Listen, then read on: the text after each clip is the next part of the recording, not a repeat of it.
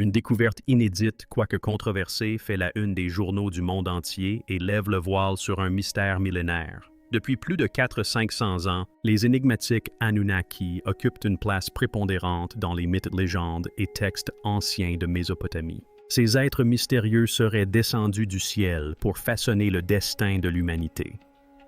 Parmi les aspects les plus fascinants de l'histoire ancienne, on peut citer ceux de la Sumer antique. Étonnamment, les Sumériens ont laissé des écrits détaillés décrivant les Anunnaki, non pas comme des dieux abstraits, mais comme des êtres de chair et de sang maîtrisant une technologie avancée, régnant sur les premières cités terrestres et ayant même modifié le patrimoine génétique de l'humanité. Aujourd'hui, après 400-500 ans, les scientifiques ont enfin percé le mystère des Anunnaki. Nous allons vous dévoiler toute la vérité et le paradoxe des contributions sumériennes. Apparus dans les plaines alluviales de Mésopotamie vers 4500 avant notre ère, les Sumériens ont posé les fondements de la civilisation humaine. Ils ont développé l'écriture Qunya, le premier système d'écriture connu au monde vers 3200 avant notre ère. Ils ont codifié des lois, créé des systèmes d'irrigation complexes, construit une architecture monumentale comme les ziggourats et se sont livrés à des observations astronomiques avancées. Des figures comme Enheduanna, premier auteur identifié de l'histoire, et des souverains comme Gilgamesh, dont l'épopée précède celle d'Homère de plus d'un millénaire, témoignent de l'influence profonde des Sumériens. Pourtant, malgré ces réalisations, leurs récits historiques, notamment ceux relatifs aux origines de l'humanité et à ses interactions avec les êtres qu'ils nommaient les Anunnaki, sont souvent négligés par la communauté scientifique. Paradoxalement, leurs innovations matérielles sont considérées comme fondamentales pour la civilisation. Ce paradoxe est à la fois troublant et révélateur. Les découvertes archéologiques de sites tels que Ur-Uruk, Eridu et Nippur offrent une mine d'informations sur la société sumérienne. En 1922, les fouilles menées par Sir Leonard Woolley à Ur mirent au jour la nécropole royale révélant des artefacts tels que l'étendard d'Ur, des bijoux finement travaillés et des instruments de musique. Ces vestiges témoignent d'une culture avancée caractérisée par une stratification sociale, des rituels religieux et des réseaux commerciaux internationaux. Les tablettes d'argile découvertes sur ces sites, aujourd'hui conservées dans des musées comme le British Museum et le Louvre, contiennent des descriptions détaillées des croyances sumériennes. Ces textes relatent les interactions entre les humains et les Anunnaki, êtres qui, selon les Sumériens, descendirent du ciel et jouèrent un rôle déterminant dans le développement de l'humanité. L'Enuma Elish et l'épopée de Gilgamesh évoquent un monde prédiluvien où Dieu et humains interagissaient étroitement. Un récit étonnamment similaire au récit biblique et coranique postérieur d'un âge primordial bouleversé par le jugement divin. Des érudits, comme Zecharia Sitchin, ont avancé que les références aux Anunnaki dans les textes sumériens désignent des êtres extraterrestres intervenus dans l'évolution humaine, possiblement par manipulation génétique. Des chercheurs plus prudents, tels que le Dr Samuel Noah Kramer, l'un des astrobiologistes les plus respectés du 20e siècle, ont reconnu que les Sumériens eux-mêmes affirmaient tenir leur savoir des dieux. L'analyse par Kramer de textes tels que les instructions de Shuruppak et la liste royale sumérienne révèle des schémas récurrents où la royauté et l'ordre social sont décrits comme descendants des cieux, un motif récurrent dans la littérature sumérienne. Pourtant, lorsque ces écrits abordent les origines de l'humanité ou le rôle des Anunnaki, ils sont qualifiés de mythes. Bien que ces mêmes tablettes contiennent également des transactions commerciales, des codes juridiques, et des prescriptions médicales méticuleusement consignées, cette acceptation sélective, qui célèbre les contributions sumériennes au droit à l'écriture et à la technologie, tout en rejetant leurs propres explications sur les origines humaines, suggère un biais implicite dans notre interprétation des documents anciens. Si l'on accordait aux Sumériens la même crédibilité à leurs récits qu'à leurs innovations, notre compréhension de l'histoire humaine s'en trouverait profondément bouleversée. La vision traditionnelle d'une progression linéaire des chasseurs-cueilleurs primitifs aux civilisations avancées laisserait place à une image plus complexe.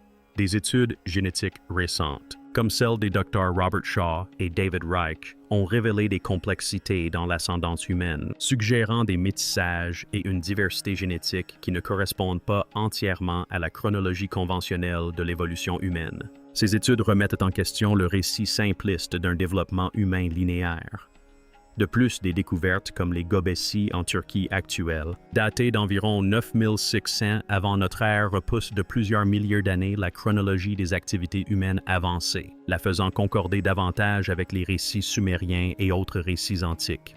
Alors que nous ont révélé les Sumériens sur notre passé, la découverte des tablettes sumériennes. En 1840, la mise au jour des tablettes sumériennes par des archéologues britanniques, notamment Austin Henry Leard et son équipe dans l'ancienne cité de Ninive, a marqué un tournant majeur dans l'histoire du savoir humain. Bien que Ninive soit un site assyrien, une grande partie du matériel mis au jour, notamment les célèbres tablettes non uniformes, est d'origine sumérienne, provenant plus précisément de sites comme Nippur Uruk et Eridu berceau des premières civilisations. Parmi ces vestiges figurent les 14 tablettes datant du 24e siècle avant notre ère environ. Considérées aujourd'hui comme les plus anciens exemples connus d'écriture humaine en écriture cuniforme, ces marques en forme de coins gravés dans l'argile. Ces tablettes contiennent des récits cosmologiques, des généalogies de dieux et de rois, des descriptions de la création de l'humanité et le plus ancien récit connu du déluge, antérieur de plus de 1000 ans à l'histoire biblique de Noé. L'Anuma Elish, l'épopée de Gilgamesh et l'épopée d'Atrahasis, entre autres, nous présentent un panthéon de dieux collectivement appelés les Anunnaki, des êtres suprêmes qui interviennent directement dans les affaires humaines. Ces textes font mention d'un père à l'origine de tous les commencements, un concept abstrait presque philosophique, de source primordiale de l'existence. Pourtant, concernant la création de l'humanité, les tablettes évoquent de multiples dieux siégeant en conseil, délibérant, divergent et même expérimentant, plutôt qu'une divinité unique et toute puissante comme celle du livre de la Genèse. Le récit sumérien de la création tel que conservé dans ces tablettes présente une image radicalement différente d'Adam et Ève et du Jardin d'Éden. Dans les textes sumériens, les premiers humains, Adamulam et Tiamat, la mère de la vie, sont créés par les dieux selon un processus qui s'apparente davantage à du génie génétique qu'à une intervention divine. Les Anunnaki, menés par le dieu Enki, façonnent l'humanité en combinant l'essence d'un dieu parfois appelé le sang des dieux à l'argile de la terre. Le Jardin d'Éden, où Éden n'est pas décrit comme un paradis éthéré, mais comme un lieu réel, une plaine luxuriante et fertile de Mésopotamie, où les dieux résident et gèrent leurs projets agricoles, l'humanité ayant été créée pour cultiver les champs et les soulager de leurs travaux. Intéressant, n'est-ce pas? Eh bien, la suite est encore plus surprenante. Si les chercheurs traditionnels considèrent souvent les Anunnaki comme des constructions mythologiques faisant partie d'un cadre symbolique visant à expliquer des phénomènes naturels, la cohérence de ces derniers reste sujette à caution. Les récits présents dans différents textes sumériens et indiens postérieurs, ainsi que la spécificité du langage employé, notamment la répétition de l'expression « ceux qui des cieux » sont venus sur Terre, soulèvent d'importantes questions. Les découvertes archéologiques confirment par ailleurs l'ancienneté et l'importance de ces tablettes. Les fouilles menées sur des sites comme Nippur par l'Université de Pennsylvanie sous la direction de John Punnett Peters et John Henry Haynes entre 1889 et 1900 ont mis au jour de vastes bibliothèques de tablettes cunéiformes comprenant des documents administratifs, des hymnes et des textes mythologiques. La célèbre tablette de Nippur, datée d'environ 2100 avant notre ère, contient la liste royale sumérienne qui recense les règnes de rois antidiluviens durant des milliers d'années. Cette notion trouve un écho troublant dans la Genèse chapitre 5, où il est dit que les patriarches vivaient des siècles. D'autres tablettes décrivent des observations astronomiques détaillées, comme la tablette de Vénus d'Amisaduqa, qui suggère un niveau de connaissance céleste bien supérieur à ce que l'on pourrait attendre d'une société du début de l'âge du bronze. Des chercheurs tels que Samuel Noah Kramer, Thor Jacobson et Stephanie Delley ont minutieusement traduit et analysé ces textes, soulignant la remarquable continuité des thèmes qui apparaîtront plus tard dans la Bible hébraïque, les mythes grecs et même la cosmologie hindoue. Pourtant, les implications théologiques de ces écrits anciens ont souvent été minimisées. Par exemple, si Kramer a reconnu les parallèles entre les récits sumériens du déluge et l'histoire de Noé, il s'est toutefois gardé d'affirmer que les Anunnaki étaient des êtres réels ayant influencé l'histoire humaine. Néanmoins, les liens linguistiques et narratifs sont indéniables. Le mot hébreu Elohim, souvent traduit par Dieu dans l'Ancien Testament, est un nom pluriel suggérant une entité collective plutôt que singulière à l'instar des Anunnaki sumériens. Se pourrait-il que le cadre monothéiste des textes religieux postérieurs ait été une simplification d'un système théologique antérieur et plus complexe? La suppression de ces récits alternatifs n'est peut-être pas fortuite. La découverte des tablettes sumériennes survint à une époque où la société occidentale, profondément influencée par la Bible et les disciplines émergentes de l'archéologie et de l'anthropologie, élaborait une vision particulière de l'histoire humaine privilégiant un progrès linéaire, l'exception humaine et une divinité transcendante unique.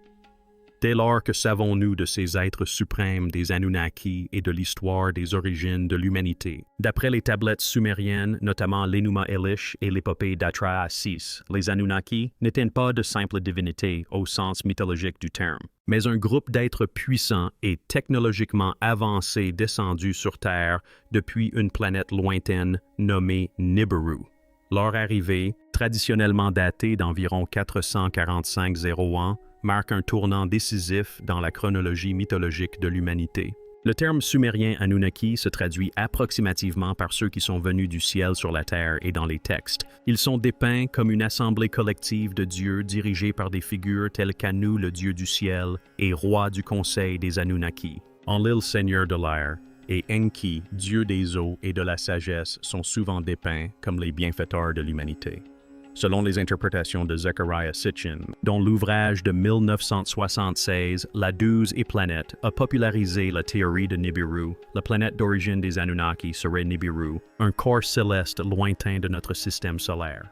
Ce monde massif riche en oxyde de fer pénètre dans le système solaire interne environ tous les 300-600 ans sur une orbite elliptique allongée. L'interprétation de Sitchin s'appuie sur les descriptions sumériennes de Nibiru comme une étoile errante qui perturbe les planètes qu'elle approche. D'après les récits sumériens interprétés par Sitchin, l'atmosphère de Nibiru se détériorait en raison de la dégradation de l'environnement. Un problème qui rappelle étrangement les préoccupations terrestres actuelles liées au changement climatique et à la dégradation de l'atmosphère. La solution des Anunnaki consistait à imprégner l'atmosphère de leur planète de particules d'or, créant ainsi un bouclier réfléchissant capable de rétablir l'équilibre. Cette utilisation envisagée de l'or présente des similitudes fascinantes avec des applications scientifiques et technologiques modernes. Les propriétés réfléchissantes et conductrices uniques de l'or en font un matériau inestimable pour les technologies spatiales actuelles, notamment pour les télescopes spatiaux James Webb, les miroirs et les composants des engins spatiaux. De plus, des découvertes archéologiques tendent à confirmer l'hypothèse selon laquelle l'or jouissait d'un statut exceptionnel dans la société sumérienne antique. Les tombes royales fouillées dans les années 1920 par Leonard Woolley ont révélé une incroyable richesse d'objets en or, dont des couronnes, des bijoux et des objets rituels datant du 3e millénaire avant notre ère. La minutie du travail et la quantité impressionnante d'or suggèrent qu'il revêtait une signification sacrée voire extraterrestre qui dépassait le simple cadre de la parure. De plus, les textes sumériens anciens font souvent référence aux opérations minières des dieux dans l'Abzu, un terme associé au monde souterrain et lié à Enki, suggérant une extraction littérale des ressources de la Terre. L'épopée d'Atra-Assis datant du 17e siècle avant notre ère décrit explicitement comment les Anunnaki, accablés par le labeur de l'extraction de l'or, se révoltèrent contre leur chef. En réponse, Enki proposa de créer un Lulu, un être hybride ou prototype humain, pour accomplir cette tâche à leur place. Cet acte de création humaine, décrit comme une combinaison d'essence Anunnaki et d'argile terrestre, préfigure l'atome biblique et fait écho aux théories modernes de la manipulation génétique. Alors que des chercheurs reconnus comme Thorald Jacobson ont mis l'accent sur les aspects symboliques et poétiques de ces récits, des chercheurs alternatifs soutiennent que le niveau de détail, les références au sang des dieux et les mentions répétées de sites spécifiques comme Eridu et l'Abzu suggèrent le souvenir d'événements historiques réels, quoique déformés par le temps et la transmission culturelle. L'astronomie moderne a alimenté l'hypothèse de Nibiru. En 2016, les astronomes Konstantin Batygin et Michael E. Brown du Caltech ont publié des recherches suggérant l'existence d'une grande planète invisible surnommée Planète 9, située aux confins de notre système solaire. Leur hypothèse reposait sur des anomalies gravitationnelles observées affectant les orbites des objets transneptuniens, anomalies qui pourraient s'expliquer par la présence d'une planète d'une masse environ 10 fois supérieure à celle de la Terre, orbitant à une distance de 400 à 800 unités astronomiques. Bien que la planète 9 n'ait pas encore été observée directement, son existence théorique présente une ressemblance frappante avec le Nibiru décrit dans les textes sumériens. Le récit des Anunnaki recoupe également de manière troublante les questions modernes relatives aux origines de l'humanité. L'apparition soudaine d'Homo sapiens, il y a environ 300 ans dotés de capacités cognitives et sociales avancées, a intrigué les paléoanthropologues. Si le modèle standard attribue ce phénomène à la sélection naturelle, la rapidité et le caractère soudain de ce bond en avant dans le comportement humain ont conduit certains à se demander si des influences extérieures n'ont pas joué un rôle. Les récits sumériens des Anunnaki pourraient-ils être le souvenir symbolique d'une rencontre ancienne ayant accéléré l'évolution de notre espèce? Quoi qu'il en soit, poursuivons avec le récit des Anunnaki, leurs établissements et leur système de travail forcé. D'après d'anciennes tablettes sumériennes, notamment celles mises au jour par Sir Leonard Woolley dans les années 1920 sur le site d'Ur dans l'Irak actuel, et les interprétations d'érudits comme Zecharia Sitchin, les Anunnaki seraient arrivés sur Terre il y a environ 445 ans. Leur mission, telle que rapportée dans des textes comme l'Atraeus et l'Enuma Elish, était d'extraire des ressources précieuses, en particulier de l'or, afin de restaurer l'atmosphère déclinante de leur planète d'origine Nibiru. Pour mener à bien cette tâche colossale, ils établirent le premier établissement terrestre connu sous le nom de Eridog, signifiant « foyer au loin », situé dans les marais du golfe Persique. Les Sumériens considéraient Eridog, plus tard appelé Ar-Eridu, comme le berceau de la civilisation. Selon la liste royale sumérienne, ce fut la première cité fondée par les dieux eux-mêmes, sous l'égide d'Enki-dieu de la sagesse et des eaux. En tant qu'ingénieur en chef des opérations terrestres des Anunnaki, Enki supervisa la création de la station terrestre, un Eridog, un centre névralgique pour l'administration, l'exploitation minière, la logistique et la coordination des opérations dans l'Abzu, région riche en gisements minéraux, traditionnellement associée à l'Afrique australe.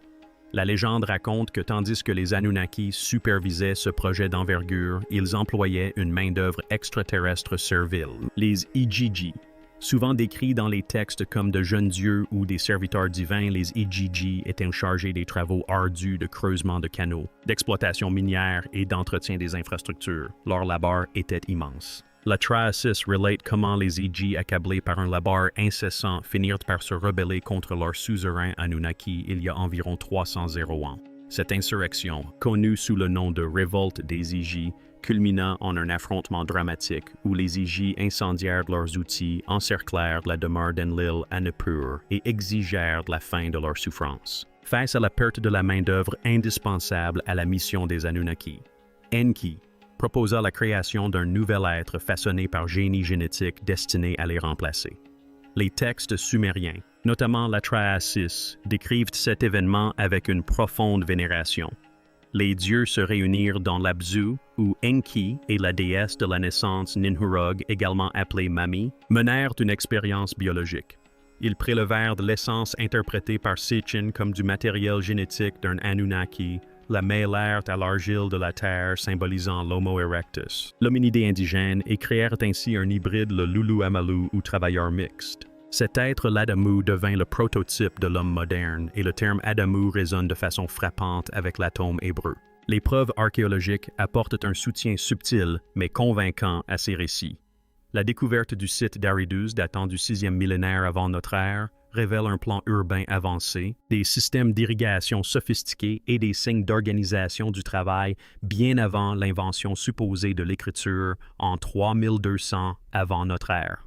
La ziggoura du site, que l'on pense dédiée à Enki, témoigne de la vénération que les Sumériens portaient à leur dieu et de la place centrale d'Aridu dans leur mythologie.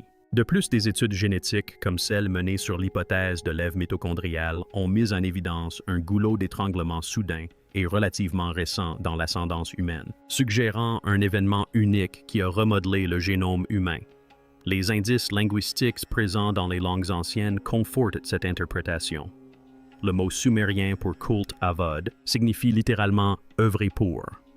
Cela suggère que la relation originelle de l'humanité avec les dieux n'était pas seulement une relation de vénération, mais aussi de service. Les Sumériens se considéraient comme les ouvriers des dieux, et leurs rituels, leurs offrandes et l'économie de leurs temples étaient structurés autour de cette dynamique. Les complexes de temples d'Ur-Duruk et d'Eridu n'étaient pas seulement des centres religieux, mais aussi des centres administratifs où les biens étaient collectés, stockés et redistribués. Cependant, les avis des experts sur ces interprétations restent partagés. Les chercheurs reconnus tels que Samuel Noah Kramer et Thorild Jacobson ont souligné la nature symbolique et mythopoétique des textes sumériens, considérant les histoires des Anunnaki comme des métaphores des forces naturelles et des hiérarchies sociales. À l'inverse, des chercheurs comme Sitchin Michael Tellinger et plus récemment Mauro Baglino soutiennent que le niveau de détail, notamment l'emploi de noms précis, de lieux géographiques et de références à des outils et des matériaux, suggère un récit d'événements réels, bien qu'exprimé dans le langage mythologique de l'époque. Se pourrait-il donc que les anciens Sumériens, dans leurs textes poétiques complexes, aient conservé un récit fragmentaire d'une époque oubliée? Nous pourrons sans doute répondre à cette question de manière définitive avec le temps. Mais attendez, l'histoire des Anunnaki, des croisements et des Néphilim n'est pas terminée.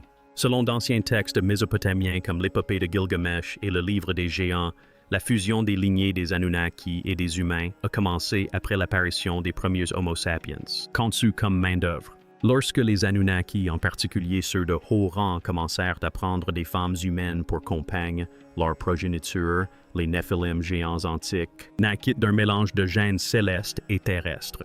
Cette pratique, cependant, ne faisait pas l'unanimité au sein de l'élite Anunnaki. Enlil, dieu principal du panthéon Anunnaki, était profondément préoccupé par les conséquences de ces unions entre Anunnaki et humains.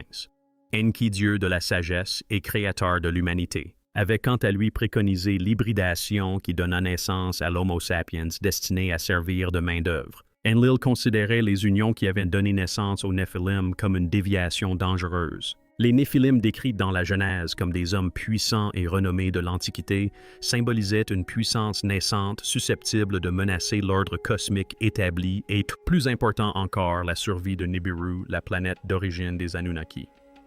La chronologie de ces événements, reconstituée à partir de diverses tablettes sumériennes et de récits bibliques, coïncide avec une période de forte croissance démographique et de complexification sociale en Mésopotamie ancienne, approximativement entre 3000 et 2000 avant notre ère. Les fouilles archéologiques menées sur des sites tels que Uruk et Nippur révèlent des traces d'expansion des centres urbains, d'une architecture monumentale et d'une stratification sociale accrue durant cette période. Ces changements correspondent au récit légendaire d'un bannissement du paradis, que de nombreux érudits et mythologues comparatistes interprètent comme des allégories reflétant des transformations socio-environnementales réelles telles que la déforestation, la surpopulation et la dégradation des paysages idylliques d'antan.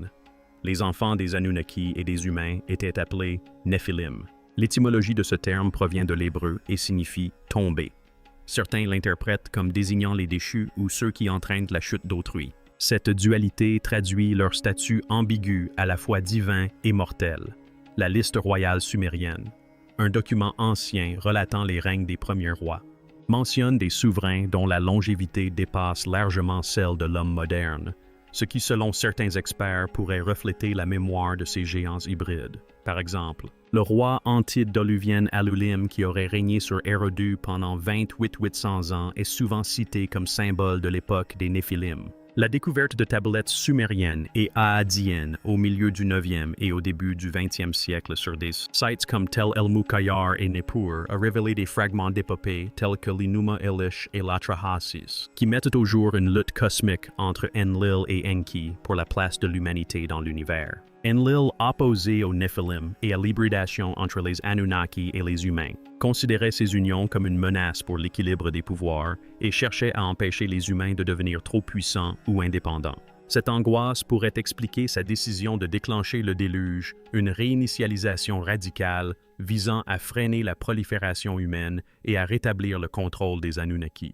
Ce récit d'intervention divine concorde avec les découvertes archéologiques telles que celles de Leonard Woolley et Max Mallowan, qui mettent en évidence des inondations catastrophiques et des bouleversements culturels abrupts en Mésopotamie aux alentours de notre ère, l'histoire du déluge. Selon la tradition sumérienne et ses réinterprétations ultérieures, Nibiru est un corps céleste massif à l'orbite très elliptique qui le rapproche du système solaire interne environ tous les 300-600 ans. Ce passage périodique est censé provoquer une cascade de perturbations cosmiques allant de l'instabilité solaire et des anomalies gravitationnelles à des bouleversements drastiques de la géologie et du climat terrestre. Ce lien entre Nibiru et les cataclysmes est notamment illustré par le récit du déluge, également appelé le Grand Déluge, relaté dans diverses cultures anciennes, de l'épopée mésopotamienne de Gilgamesh au livre biblique de la Genèse. Des érudits tels que Leonard Woolley et Sir Max Mallowan ont daté ce récit du déluge aux alentours de 2900 avant notre ère, correspondent à une période où les couches archéologiques témoignent d'inondations généralisées et d'une perturbation culturelle rapide dans l'ancien Proche-Orient.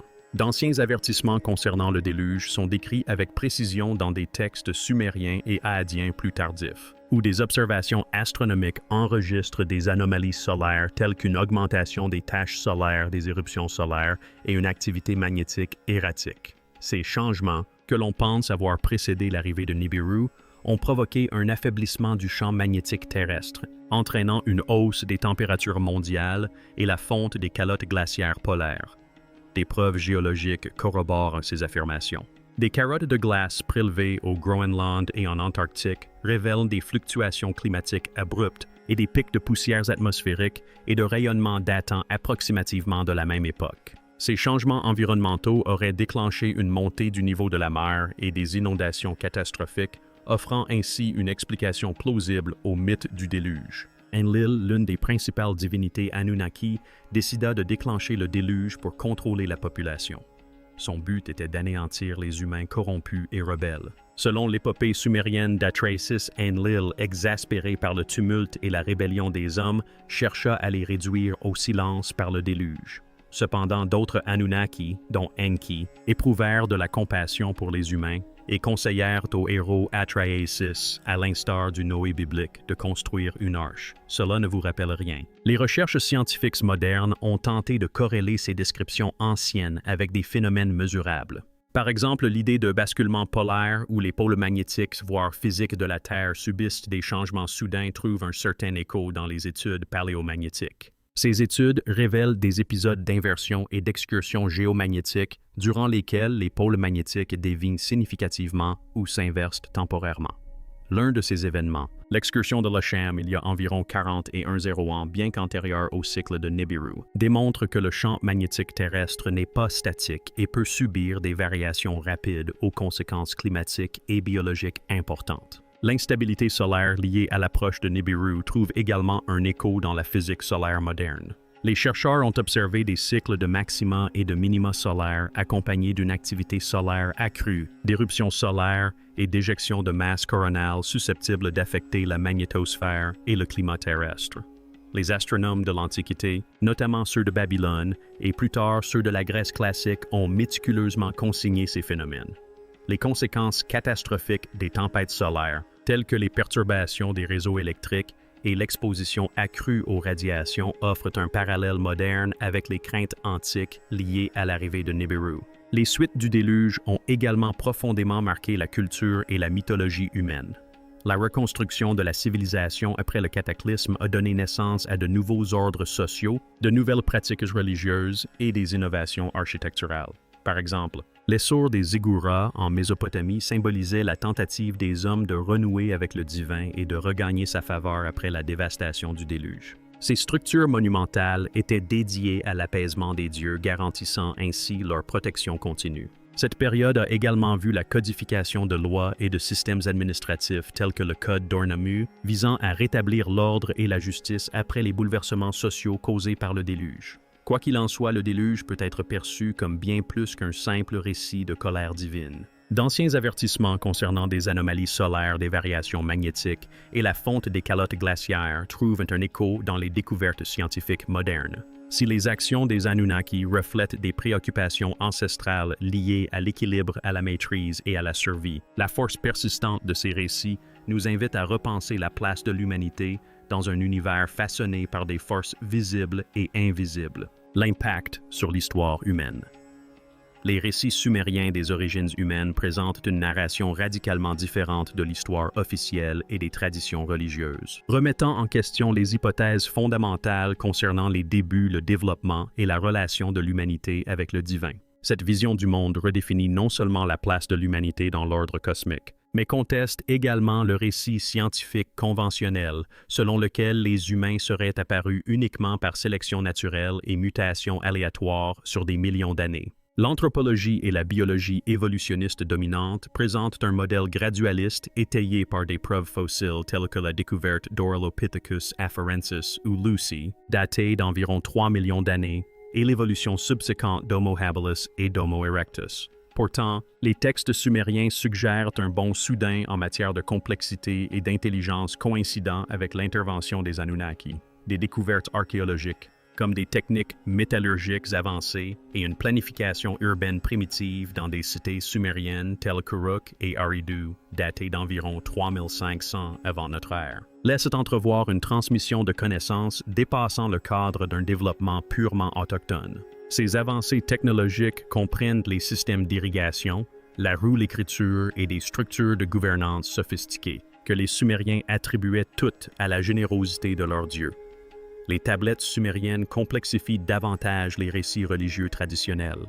Au lieu d'un Dieu unique et tout-puissant, les textes décrivent un panthéon de dieux dotés de caractéristiques de motivation et de conflits quasi-humains. Les créateurs de l'humanité étaient de multiples êtres polythéistes qui se livraient à des expériences génétiques et à des luttes de pouvoir politique. Ce polythéisme contraste fortement avec les traditions monothéistes qui dominent les religions abrahamiques. Les avis des experts sur ces questions sont profondément partagés. L'assyrianologue renommé Samuel Noah Kramer, pionnier de la traduction des textes sumériens au 20e siècle, les considérait comme parmi les documents historiques les plus importants jamais découverts. Kramer cependant se garda de toute interprétation extraterrestre, percevant ces dieux comme des figures mythologiques plutôt que comme de véritables visiteurs.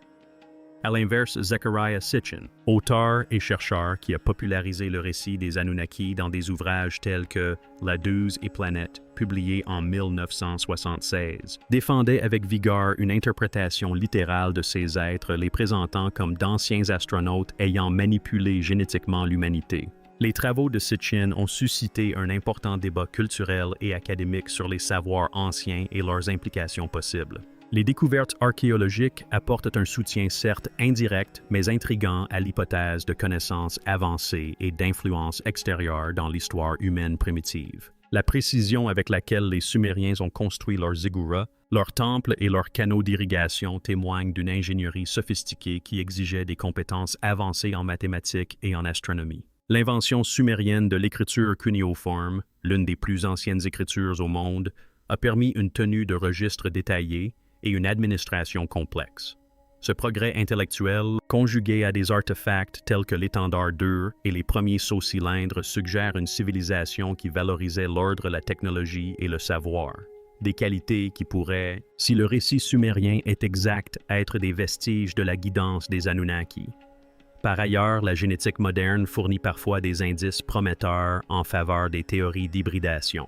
La découverte d'ADN néandertalien et dénisovanais dans les génomes humains modernes suggère des croisements entre espèces d'hominides. L'hypothèse des Anunnaki étend cette idée au-delà des espèces connues jusqu'à envisager une intervention extraterrestre. Si la science officielle soutient que ces croisements étaient naturels et liés à l'évolution, l'hypothèse du génie génétique soulève des questions sur les origines de la conscience, de l'intelligence et de la complexité sociale humaine. Quelle que soit la vérité et quand elle sera révélée, il y a matière à réflexion. Voilà pour l'instant. Merci d'avoir regardé. Cette vidéo vous a plu.